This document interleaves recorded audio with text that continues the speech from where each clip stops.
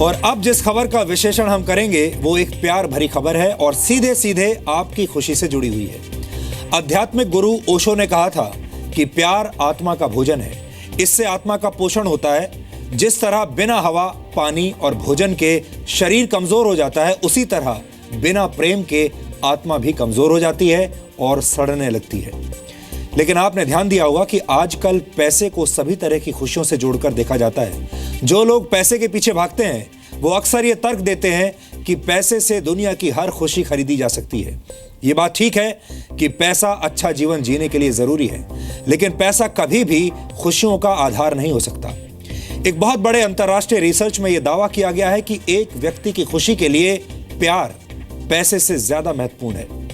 London School of economics द्वारा किए गए एक रिसर्च में यह बात सामने आई है कि प्यार और मानसिक स्वास्थ्य किसी व्यक्ति के जीवन को सबसे ज्यादा प्रभावित करते हैं और यह प्रभाव पैसे के प्रभाव से भी ज्यादा होता है। यहां हमें ओशो द्वारा कही गई एक और बात याद आ रही है और ओशो ने कहा था कि जितना हो सके भोले, कम ज्ञानी और बच्चे जैसे बने रहिए और जीवन को आनंद के रूप में लीजिए, क्योंकि वास्तविकता में यही जीवन है। हमें लगता है कि पैसे, अच्छी शिक्षा और भौतिक सुख सुविधाओं की जरूरत सभी को होती है। ये तमाम चीजें सबको अच्छी लगती हैं, क्योंकि जब पेट भरा होता है, हाथ में पैसा होता है, तो खुश रहने के अवसर भी ज्यादा मिलते हैं। लेकिन ये सुविधाएं भी प्यार और मानसिक स्वास्थ्य की बराबरी नहीं कर सकती। इसलिए आज आपको प्यार और अपनी भावनाओं की अहमियत को समझना होगा। हार्वर्ड मेडिकल स्कूल ने 75 वर्षों से भी ज्यादा समय तक 723 लोगों के जीवन पर एक रिसर्च किया, जिसे द ग्रांट स्टडी कहा जाता है। द ग्रांट स्टडी को अभी तक का सबसे लंबा रिसर्च माना जाता है। इस स्टडी में शामिल किए गए 723 लोगों में से 60 लोग आज भी जीवित हैं और इन 60 लोगों की उम्र 90 साल के आसपास हो चुकी है। अब इन लोगों के 2000 बच्चों पर भी स्टडी की जा रही है, यानी करीब 78 वर्ष पुरानी यह स्टडी आज भी चल रही है। 1938 में शुरू की गई स्टडी में 2 ग्रुप्स को शामिल किया गया था। पहला समूह उन लोगों का था जो हार्वर्ड जैसे नामी गिरामी शिक्षण संस्थान से पढ़कर निकले थे और दूसरा समूह था बॉस्टन के गरीब इलाकों में रहने वाले कुछ युवाओं का। गरीब इलाके से जानबूझकर ऐसे युवाओं को चुना गया जो बहुत ज्यादा परेशानियों का सामना कर रहे थे, जिनके पास खाने तक के पैसे नहीं थे। दोनों समूहों में से कई लोग आगे चलकर फैक्ट्री के मजदूर बन गए, कुछ लोग बड़े वकील बन गए, कुछ लोग बड़े कारोबारी यानी बिजनेसमैन बन गए और इतना ही नहीं, इस स्टडी में शामिल एक युवा आगे चलकर अमेरिका का राष्ट्रपति भी बन गया और इस युवा का नाम था जॉन एफ कैनेडी। इस स्टडी में शामिल कई लोगों को शराब की लत लग गई, कई लोग मानसिक बीमारियों के शिकार हो गए और कुछ लोगों ने बहुत मेहनत से खुद को आर्थिक और सामाजिक रूप से मजबूत बना लिया, जबकि कई लोगों ने उल्टी राह पकड़ी और वो आर्थिक और सामाजिक मजबूती से बर्बादी की तरफ बढ़ते चले गए। हर 2 वर्ष में इन लोगों को सवालों की एक सूची भेजी जाती थी, जिसमें कई तरह के सवाल होते थे। इन लोगों के लिविंग रूम में इन लोगों का इंटरव्यू किया जाता था, मेडिकल रिकॉर्ड की जांच की जाती थी और इनकी पत्नियों, बच्चों और पोते पोतियों से भी बातचीत की जाती थी। आपको इस स्टडी के अभी तक के नतीजे जानकर आज बहुत हैरानी होगी। इस स्टडी से मुख्य रूप से 3 निष्कर्ष हासिल हुए। पहला ये कि जो लोग सामाजिक तौर पर लोगों से जुड़े रहते हैं वो ज्यादा खुश और ज्यादा सेहतमंद होते हैं और जिन लोगों के संबंध कम लोगों से होते हैं उनके लिए अकेलापन जहर का काम करता है। इस स्टडी से दूसरा बड़ा सबक ये मिला कि दोस्तों और पार्टनर्स की संख्या चाहे कितनी भी हो, अगर उसमें गुणवत्ता ना हो तो ऐसे रिश्ते ज्यादा नहीं चल पाते। शोधकर्ताओं का मानना है कि ऐसे रिश्तों में टकराव की स्थिति में रहने से अच्छा है कि अलग हो जाया जाए या फिर तलाक ले लिया जाए। इस शोध में यह भी पता चला कि जो लोग 50 साल की उम्र में खुश थे वो लोग 80 वर्ष की उम्र में भी दूसरों के मुकाबले ज्यादा सेहतमंद बने रहे। इस स्टडी से जो तीसरा और अंतिम निष्कर्ष निकाला गया था वो ये था कि जिन लोगों ने अपने काम को हल्के फुल्के अंदाज में किया और अपने सहकर्मियों को वर्कमेट की जगह प्लेमेट समझा, वो लोग 75 वर्ष की उम्र में सबसे ज्यादा खुश थे। हमें लगता है कि जो लोग जीवन से प्यार करते हैं उनके लिए जीवन में सच्चे प्यार की अहमियत सबसे ज्यादा होती है और यही प्यार असीमित खुशी की वजह बन जाता है। भगवत गीता में श्री कृष्ण ने कहा है कि मुझे जीतने का एक ही तरीका है और वो है प्रेम। मुझे प्रेम कीजिए और मैं सहर्ष आपका हो जाऊंगा।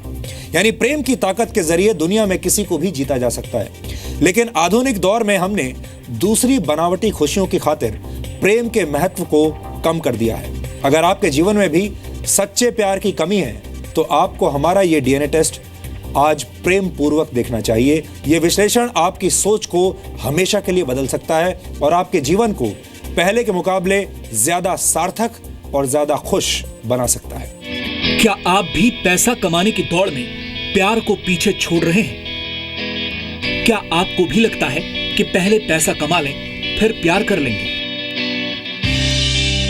अगर आप भी ऐसी ही किसी भूल में हैं तो आपको बता दें कि प्यार और अच्छे मानसिक स्वास्थ्य खुशहाल जीवन के वो दो पहिए हैं जिनके बगैर जीवन की गाड़ी पटरी से उतर सकती है। पैसा आपके प्यार को और बढ़ाता है, पर वो सेकेंडरी है। Primary is relationship. रिलेशनशिप अगर आपकी नहीं है तो पैसा आपकी रिलेशनशिप को नहीं खरीद सकता।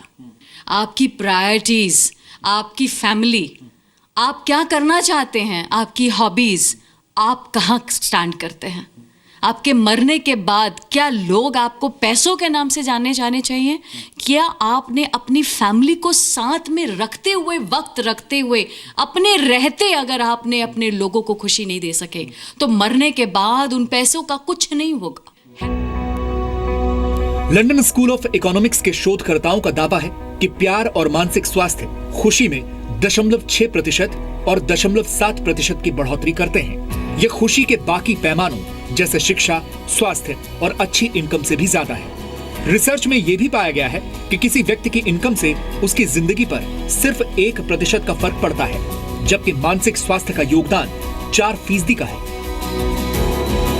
जहर हो सकता है अगर ना समझ के हाथ में पड़ जाए, जहर अमृत हो जाता है अगर समझदार के हाथ में पड़ जाए। तो ना तो अमृत अमृत है, ना जहर जहर। असली बात है तुम पर निर्भर।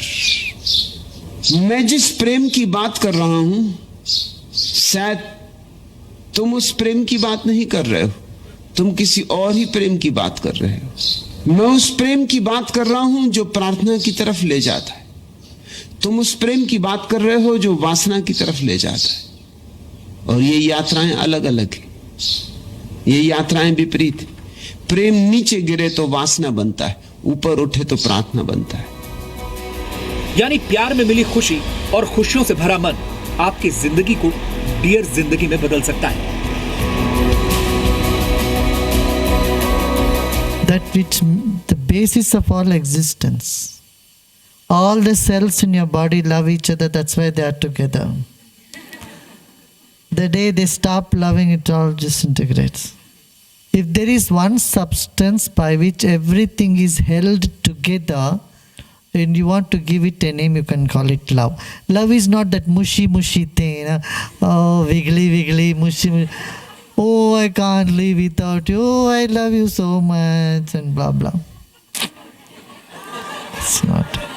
That's just an emotional something. Love means that's it. एक स्टडी को आधार मानकर कहा जा सकता है कि क्रॉनिक फटीग यानी थकावट, पोस्ट ट्रॉमेटिक स्ट्रेस और डिप्रेशन जैसी बीमारियों के पीछे सबसे बड़ी वजह प्यार न मिल पाना और मानसिक स्वास्थ्य में गिरावट है। पैसा आ जाता है, that's not important. I mean that is important, but it comes and when it has to go, it goes as well.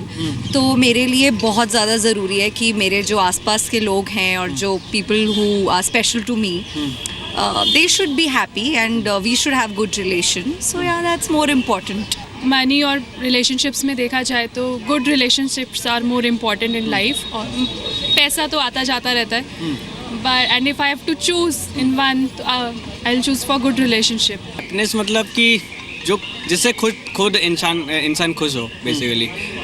पैसा सब चीज़ नहीं होती, और क्योंकि पैसा क्या है, आज है कल नहीं है, परसों फिर है, ठीक है। लेकिन रिलेशनशिप क्या है, अगर आज अच्छी है तो वो फ्यूचर अच्छा है, और अगर वो ख़राब हो गई तो फिर उस पैसे का कोई फ़ायदा नहीं। लेकिन समस्या यह है कि प्यार भी अब उन भौतिक जरूरतों की लिस्ट में शामिल हो गया है जिन्हें खुशियों का आधार मानने की भूल की जाती है। जबकि प्यार अगर निश्चल और स्वार्थहीन हो तो प्यार प्रार्थना में बदल जाता है।